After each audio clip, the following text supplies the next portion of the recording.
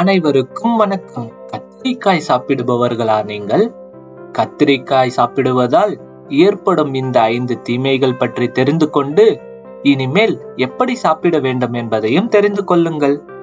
கத்திரிக்காயை சாப்பிடுவதால் கிடைக்கும் நன்மைகள் பல இருக்கின்றன. அதை புறக்கணிக்க முடியாது. கத்திரிக்காய் சாப்பிடுவதால் பக்க விளைவுகளும் ஏற்படும். ஆமாம், சிலர் கத்திரிக்காய் சாப்பிட்ட பிறகு அரிப்பு, சொறி, சிறுநீரக கற்கள் மற்றும் குறைந்த இரத்த சர்க்கரை ஏற்படும். இவை அனைத்தும் கத்திரிக்காயில் காணப்படும் கூறுகளால் உடலில் சில ஒவ்வாமைகளை ஏற்படுத்துகின்றன. இது தவிர கத்திரிக்காய் சாப்பிடுவதால் வேறு பல தீமைகள் உள்ளன. அதை தவிர்க்க நீங்கள் சமைக்கும் மற்றும் கத்திரிக்காய் சாப்பிடும் முறையை மாற்ற வேண்டும். எனவே கத்திரிக்காயை சாப்பிடுவதன் சில முக்கிய தீமைகள் மற்றும் பின்னர் அதை செய்வதற்கான ஆரோக்கியமான வழியை தேர்ந்தெடுத்துக் கொள்ளுங்கள். கத்திரிக்காய்க்கு ஒவ்வாமை, அதாவது கத்திரிக்காய் சாப்பிடுவதால் கிடைக்கும் நன்மைகளுடன் சிலருக்கு கத்திரிக்காய் ஒவ்வாமை இருப்பதை நீங்கள் கேள்விப்பட்டிருக்க வேண்டும். உண்மையில் இது கத்திரிக்காய் ஒவ்வாமை.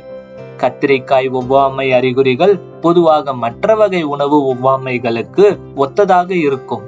இரண்டாவதாக, கத்திரிக்காய் நைட்ரேட்டுகளின் ஒரு நல்ல ஆதாரமாகும்.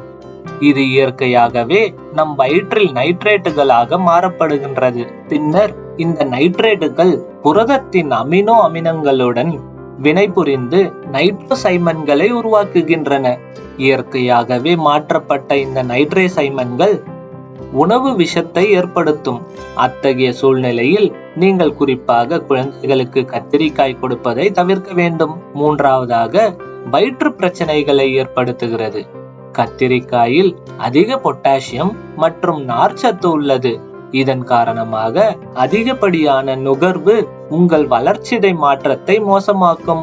உண்மையில் அதிக பொட்டாசியம் வயிற்றில் தொந்தரவு உண்டாக்கி வாந்தியை ஏற்படுத்தும். நான்காவதாக, மாதவிடாய் சுழற்சி வேகமாக இருக்கலாம். கத்திரிக்காயை அதிகம் சாப்பிடுவது மாதவிடாய் சுழற்சியை தூண்டும். கத்திரிக்காய் இயற்கையில் டயூரிட்டிக் ஆகும். இந்த காரணத்திற்காக கர்ப்பிணி பெண்கள் இதை உட்கொள்ள வேண்டாம் என அறிவுறுத்தப்படுகிறார்கள். ஏனெனில் இது மாதவிடாயை தூண்டும் மற்றும் மாதவிடாய் சுழற்சியை துரிதப்படுத்தும். ஐந்தாவதாக, வாயு பிரச்சனைகள். கத்திரிக்காயை உட்கொள்வது அமிலத்தன்மை பிரச்சனையை ஏற்படுத்தும் மற்றும் இந்த காரணத்திற்காகவும் கர்ப்ப காலத்தில் கத்திரிக்காயை தவிர்க்க அறிவுறுத்தப்படுகிறது.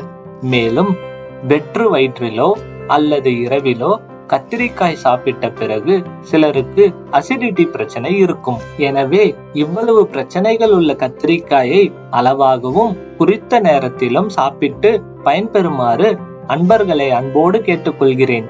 இந்த பதிவை உங்கள் நண்பர்களுக்கும் உறவினர்களுக்கும் அனுப்பி வைத்து அவர்களுக்கும் தெரியப்படுத்துங்கள். நல்ல விஷயம் அல்லவா? அவர்களும் தெரிந்து கொள்ளட்டும். நன்றி, வணக்கம்.